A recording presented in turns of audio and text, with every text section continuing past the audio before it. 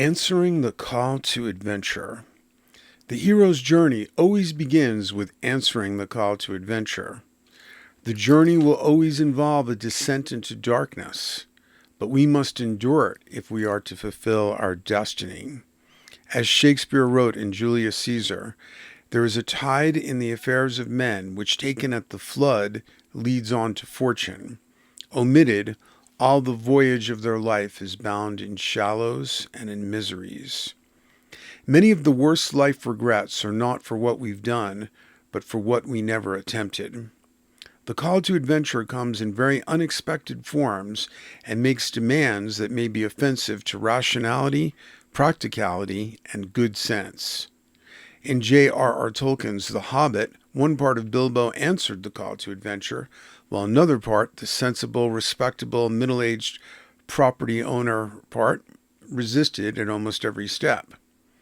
Joseph Campbell wrote, "The first stage of the mythological journey, which we have designated the call to adventure, signifies that destiny has summoned the hero and transferred his spiritual center of gravity from within the pale of his society to a zone unknown. This fateful region of both treasure and danger may be variously represented as a distant land, a forest, a kingdom underground, beneath the waves or above the sky, a secret island, lofty mountaintop, or profound dream state, but is always a place of strangely fluid and polymorphous beings, unimaginable torments, superhuman deeds, and impossible delight. The hero can go forth of his own volition to accomplish the adventure, as did Theseus when he arrived in his father's city, Athens, and heard the horrible history of the Minotaur. Or he may be carried or sent abroad by some benign or malignant agent, as was Odysseus, driven about the Mediterranean by the winds of the angered god Poseidon. The adventure may begin as a mere blunder, or still again, one may be only casually strolling when some passing phenomenon catches the wandering eye and lures one away from the frequented paths of man. Examples might be multiplied ad infinitum from every corner of the world." And that was a quote from Joseph Campbell. Campbell also wrote about what happens if the call to adventure is not answered.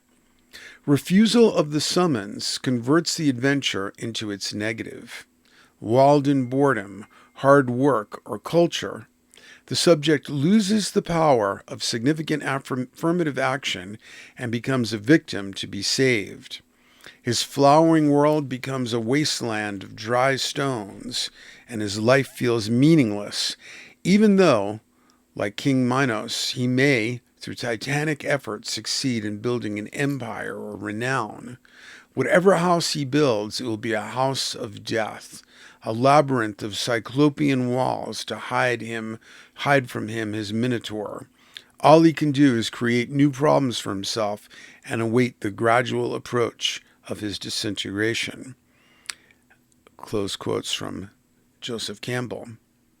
Consider whether this is a time to answer the call to adventure. If you have time to read more, or listen a little bit more. On June 17th of 1995, I went on the road, officially taking an approved year's leave of absence from teaching. The decision wasn't irreversible then. I still had about 10 months to decide if I would return. Despite all the messages from the Muse, this was no easy decision, as I had a tenured teaching job in the highest paying county for teachers in the United States, where I made close to $60,000 a year, which was quite a lot for a relatively young school teacher in 1995. And with inflation, depending on when you're listening to this, that's a lot more money when you're listening than it was in 1995, 60,000. And the job came provided health insurance, an excellent pension plan, etc. My parents and every voice of middle-class common sense and practicality urged me to return to the economic security of a profession I once loved. I'd been on the road for 10 months when the school district called, pressing me for a decision. I was traveling with some young friends with whom I had volunteered at a Navajo reservation near Big Mountain, Arizona. The little money I had from cashing out my retirement fund had long since been exhausted, and I'd been living close to the edge. We were camping in a mesa near Sedona, Arizona, when the morning I had to give the school district my decision arrived. With my friend Jordy as a witness, I did an I Ching reading that strongly supported leaving the teaching job. As I was finishing the reading, another member of the group I was traveling with, Seth, who knew nothing about the decision I was facing, came over to show me a Jung quote he had encountered in a book on mountain climbing. The quote turned out to be stunningly relevant. This was the second time in my life when it felt like Jung had stepped forward as a spiritual grandfather to give me his blessing. Here is what Seth read to me. So this is Jung's writing. Now, the fact that many a man going his own way ends in ruin means nothing. He must obey his own law as if it were a daemon whispering to him of new and wonderful paths.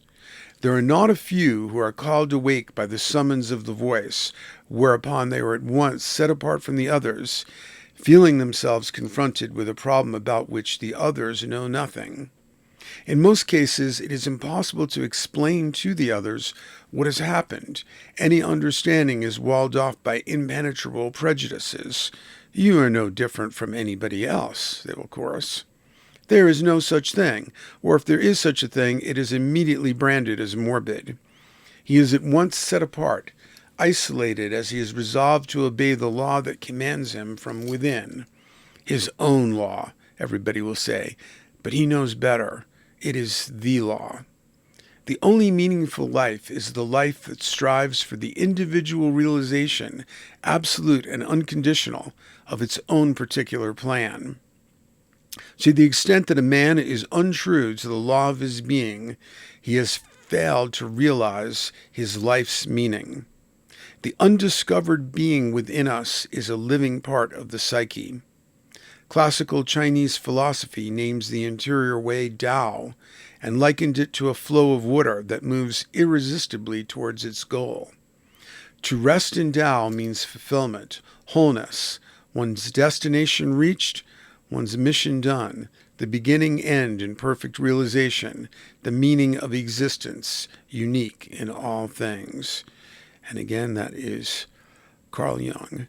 And you can, there's linked in the article, an article on the monomyth, and then also my most autobiographical essay. That's where that last excerpt came from, The Path of the Numinous, living and working with a creative work, with the creative muse, in which I read about several calls to adventure and how I answered them. And then, of course, there is my novel, fantasy novel, Parallel Journeys, in which multiple characters answer the call to adventure.